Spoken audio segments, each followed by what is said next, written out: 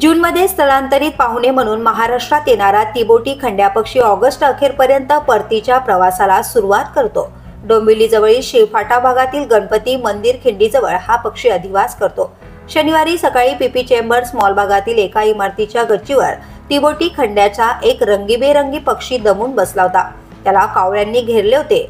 Plan for animal welfare सोसायटीचे संस्थापक निलेश भनगे यांनी कार्यकर्ते ऋषिकेश सुरसे आणि ओंकार साळुंके घटनास्थळी पाठवले।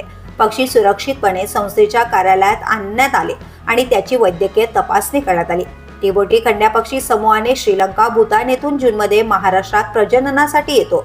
डोंबिवली जवळ शिळफाटा चौकातील गणपती मंदिर टेकडीवर निलगिरीची वनराई असलेल्या भागात हा पक्षी घरटी करतो। घरटी भुसभुशीत मातीत किंवा पाण्याजवळ असते। 3 ते 4 पिलांना जन्म दिला की तो जातो। ऑगस्ट पर्यंत पिले मोठी झाल्यावर पक्षी परतीच्या प्रवासाला निघतात। प्रजनन काळात मादी पक्षीला आकर्षित करण्यासाठी सरडे, खेकडे, कोळी, चौपई यांचा उपयोग होतो। 20 दिवसात पिले घरट्याबाहेर येऊन आईसोबत शिकारीला बाहेर पडतात। पाल, खेकडे, कोळी, बेडूक, सापसुरळे हे त्यांचे आवडते खाद्य आहे। 2020 मध्ये रायगड जिल्ह्याचा जिल्हा पक्षी म्हणून तिबोटी खंड्याला जाहीर करण्यात आले। पक्षी प्रेमींमध्ये हा विशेष आकर्षणाचा भाग आहे।